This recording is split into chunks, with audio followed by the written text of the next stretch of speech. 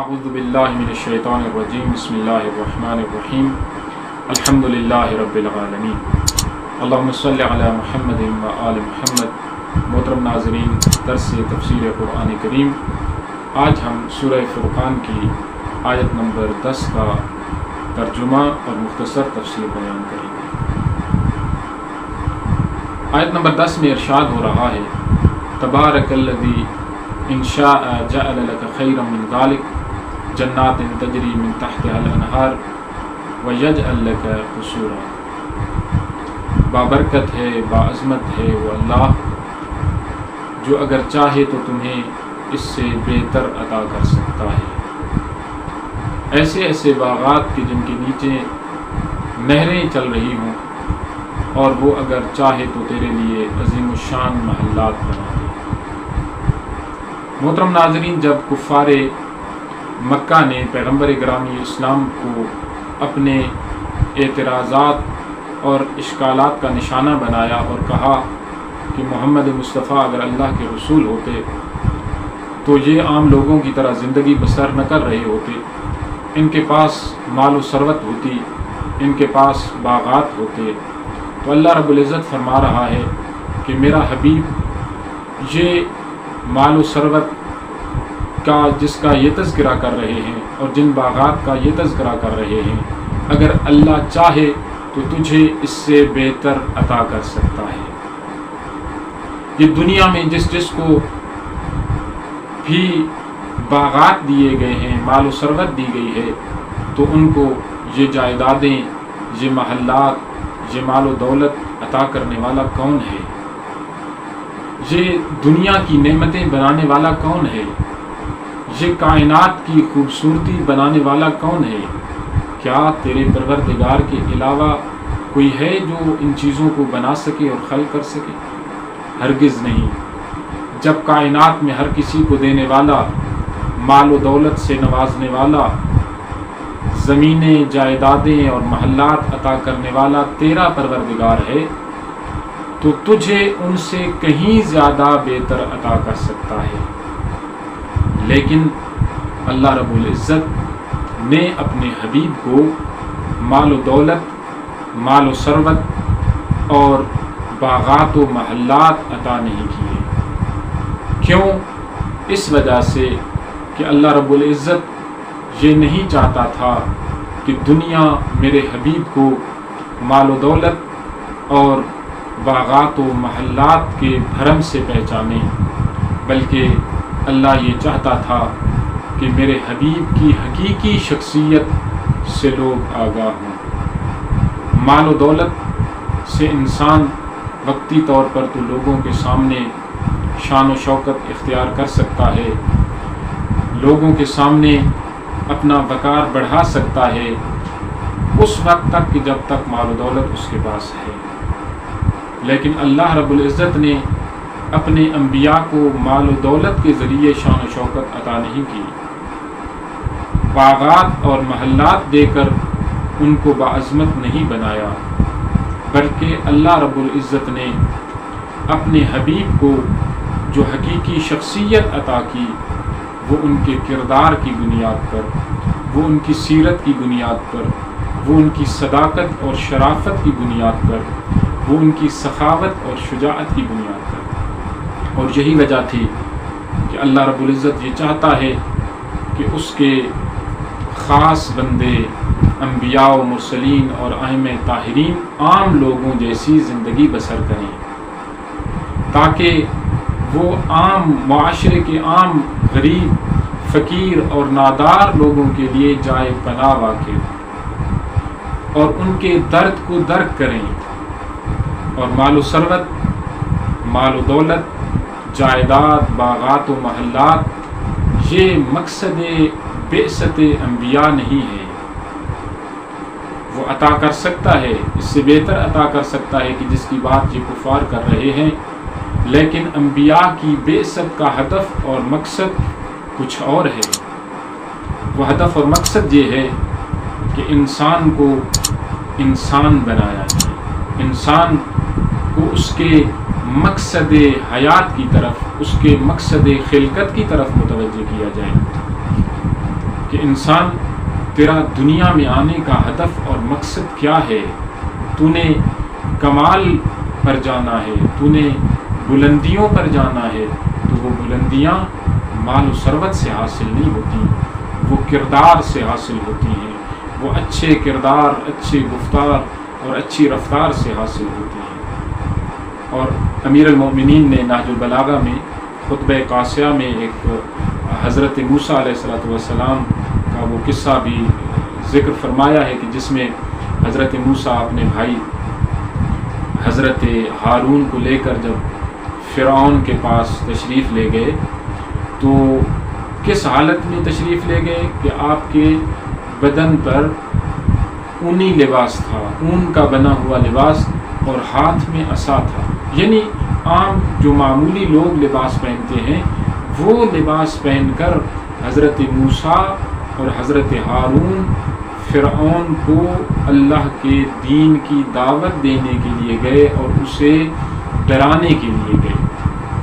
اگر اللہ چاہتا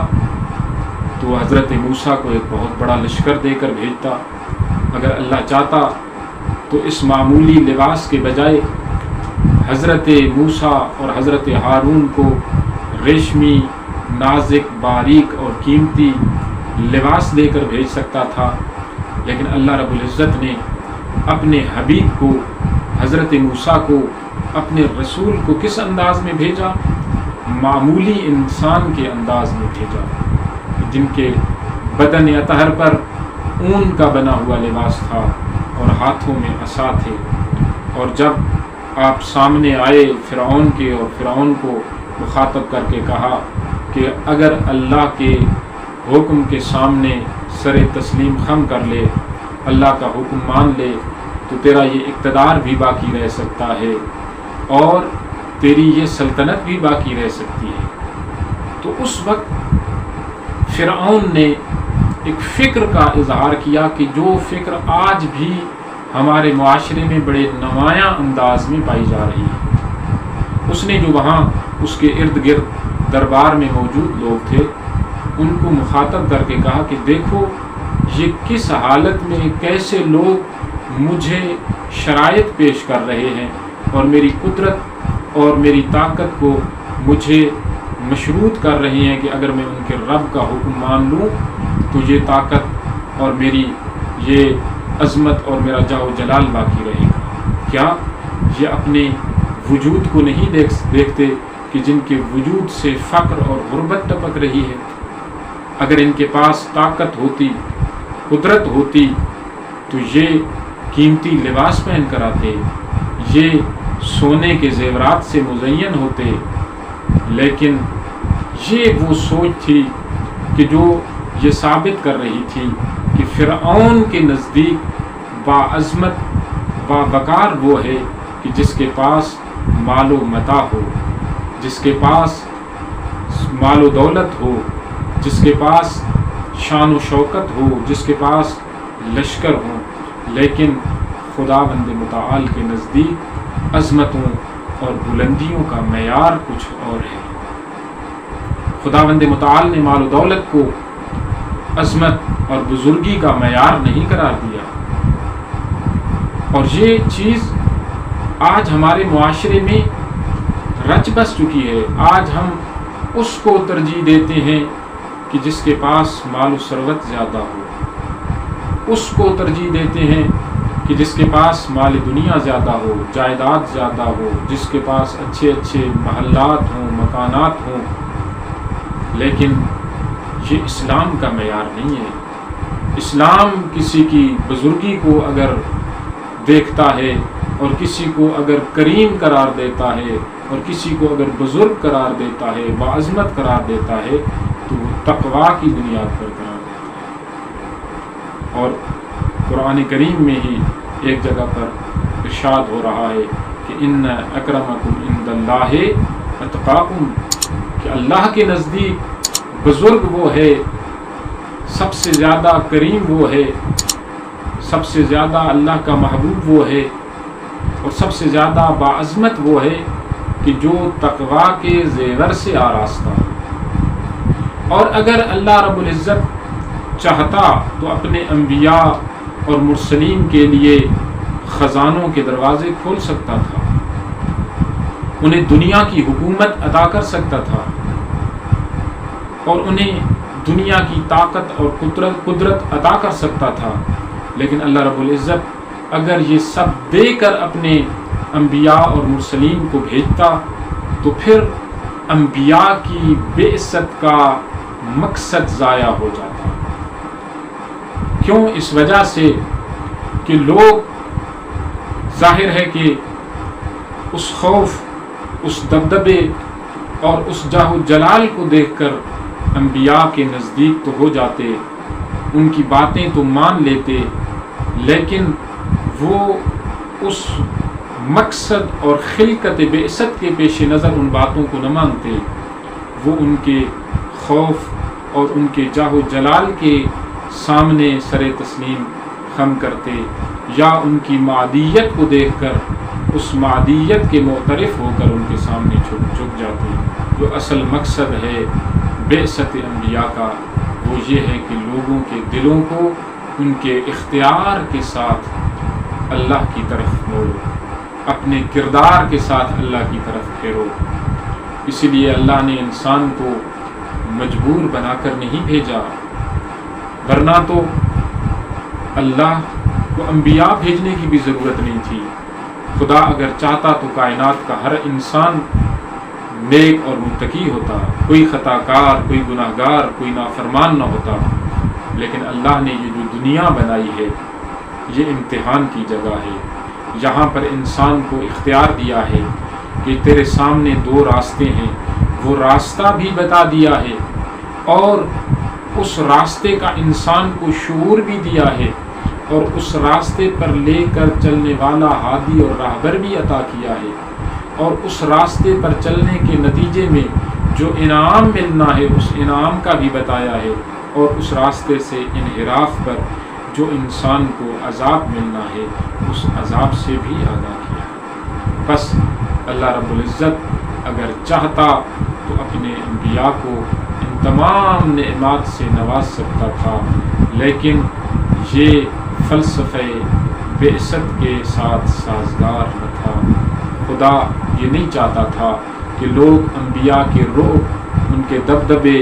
ان کے جاہ و جلال کو دیکھ کر اللہ کے دین کو قبول کریں، بلکہ اللہ یہ چاہتا ہے کہ لوگ انسانیت کی بنیاد پر حق کو حق جانتے ہوئے حق کا راستہ اختیار کریں اور سرخرو ہوں اور کمال اور بلندیوں کی طرف سفر کریں۔ دعا ہے اللہ رب العزت ہمیں قرآن کی تعلیمات کو سیکھنے اور ان پر عمل پیرا ہونے کی توفیق نصیب فرمائے۔ السلام علیکم ورحمۃ اللہ وبرکاتہ۔